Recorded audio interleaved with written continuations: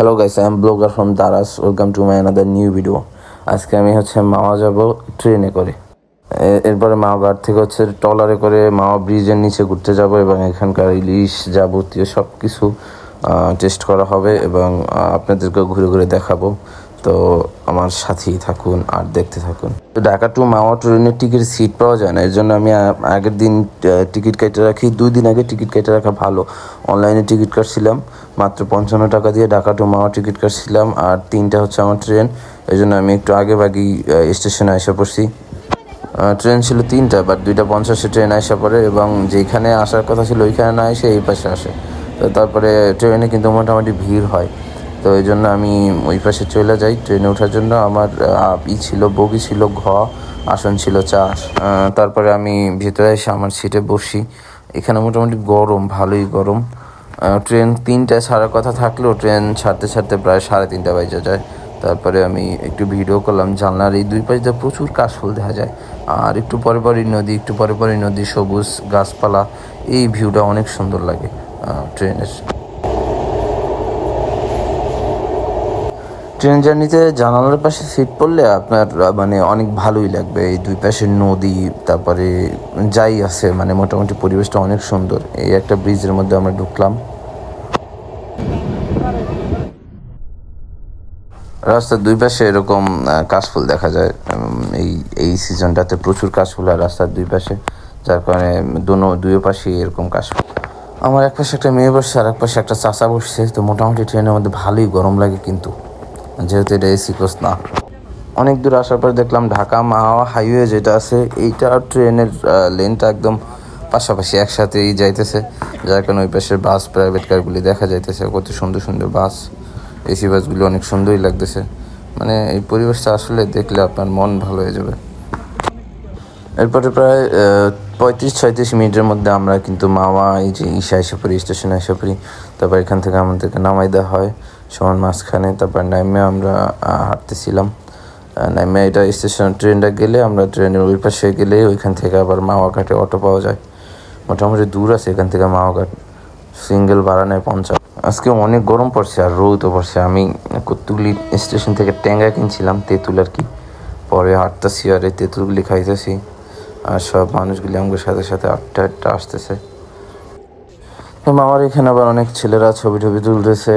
আর এইটা আপনার মাওয়া train station. এখান থেকে সব অটো পাওয়া যায়। তো এখান থেকে আপনার মাওয়া ঘাটে 50 টাকা নেয় অটোতে। ভাই মাওয়ার এইটা সব জায়গায় সৌন্দর্য। অটো যাইতেছে এরকম একটা রাস্তার মাঝখান দিয়ে, দুই পাশে কাশফুল ভরা, এত সুন্দর দেখতে লাগে। আপনি যদি অটোতে থাকতেন তাহলে বুঝতেন, অনেক সুন্দর। এই প্রত্যেকটা জায়গার সিনারি সুন্দর মাওয়া যাওয়ার রাস্তায় ট্রেন। তো finally we reach hour destination. প্রায় অলমোস্ট 1 ঘন্টা জার্নি করার পরে আমরা কিন্তু মাওয়া ঘাটে এসে পড়ছি। এসে তো দেখি এখানকার অমায়িক পরিবেশ। এই ট্রলারগুলি জনপ্রতি 100 টাকা করে ঘন্টা নেয়। মাওয়া ব্রিজের নিচে নিয়ে যাবে একদম ঘুরাইয়া, তারপরে আবার আপনাকে ঘাটে এসে নামাই দেওয়া যাবে। আমি এখানে আসছিলাম 4টার দিকে। পর্যাপ্ত পরিমাণ আলো আছে এবং যার কারণে ভিউটা এত সুন্দর আসতেছে। আর এখানে এই সাইডের যে বেঞ্চগুলি দেখছেন, এটা সি ভিউ উপভোগ করার জন্য। এটা মনে হয় ওরা ভাড়া দেয়, আমি এগুলিতে বসি নেই, বাট প্রচুর বেঞ্চ আছে এখানে। আমি ট্রলারে উঠবো, বাট তার আগে আমার খিদে লাগছে, আমার খাইতে হবে। এইটা একটা রেস্টুরেন্ট, বুঝছেন? ক্যান ইউ ইমাজিন যে এই পাশে নদী আর এই পাশে এরকম মাওয়া ইলিশ খাওয়ার হোটেল। যদিও অনেকে আসছেন, তারপর আমার কাছে, আমি এখানে অনেকবার আসছি, আরও একবার আসছিলাম অন্য মানুষগুলোর সাথে। এইবার তো একা ভালো, একাই আসছি। তো এখানকার ভিউটা আমার কাছে অনেক বেশি সুন্দর লাগছে, অনেক। আপনারা আসলে পুরা, যারা ছ্যাঁকা খাইছেন রিসেন্টলি, মাইন্ড ফ্রেশ করার জন্য এই ভিউ যথেষ্ট ইনশাল্লাহ। তো তারপর আমি ভিতরে ঢুকে একটু ফ্রেশ হইলাম। ফ্রেশ হওয়ার পরে, যেহেতু আমি একা, আমি মাছ কিনবো না, আমি এই হোটেল থেকে খামো। তো এই ভাজি করতেছে মাছ।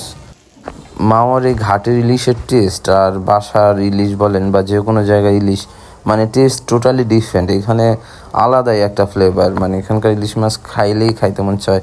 3-4টা না খাইলে বা অনেকগুলি না খাইলে স্বাদ তৃপ্তি মেটে না। তারপরে খাওয়া দাওয়া শেষ করে আমি কিন্তু বোটে এসে পড়ছি। এখানে যে অনেকগুলি মানুষ হচ্ছে আমার সাথে, বোটে জনপ্রতি 100 টাকা। আর আমার এই পাশে নদী। এখান থেকে ট্রলারটা আমাদেরকে মাওয়া ব্রিজের নিচে নিয়ে যাবে। এই মানে বোর্ডেও আমি গামাইতেছি, পুরো ভিজে গেছে শরীর। আমাদের সাথে অনেকগুলি মানুষ আসছে, সবাই ফ্যামিলি নিয়ে আসছে, ছেলে মেয়ে বউ বাচ্চা সবাই নিয়ে আসছে।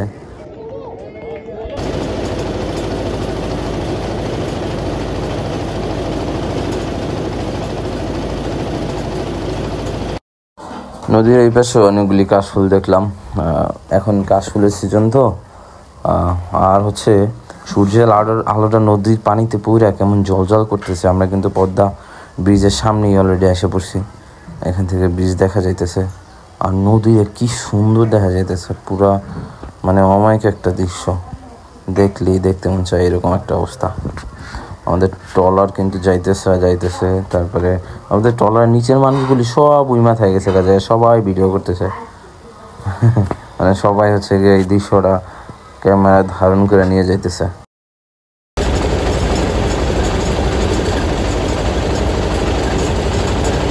তারপরে আমরা ব্রিজের একদম কাছাকাছি এসে পড়ছি। মাওয়া ব্রিজের উপরের গাড়িগুলি এখানে দেখা যাইতেছে, সেতুটা অনেক সুন্দর লাগতেছে।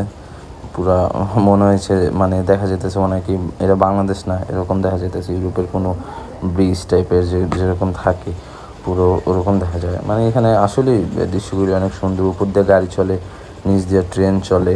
তবে এই মাওয়া ব্রিজের এই জায়গাটা ট্রলার যখন ঘুরায় তখন নাকি খুব রিস্কে থাকে, কারণ এটা স্রোতটা বোঝা যায় না উপর দিয়ে, বাট অনেক স্রোত এখানে। ট্রলার নাকি ঘুরানোর সময় এটা বাড়ি মেরে ট্রলার মানে ডুবে যায় বা কাইত হয়ে যায়, এরকম একটা বললো। আমি একদম সোজা মাওয়া ব্রিজের নিচে আছি, একদম আমার মাথার উপরে ডাইরেক্ট মানে ব্রিজটা। আমার মতে মাওয়া ঘুরতে আসলে এই নদীতে ঘোরা উচিত। 100 টাকা করে নিলেও এই ভিউটা মিস করা উচিত না, কারণ মানে এত সুন্দর লাগে আপনার নদীর যে সূর্যের যে এটা নদীর পানিতে পুরা পানিটা এত জল করে, এত দেখতে সুন্দর দেখা যায়।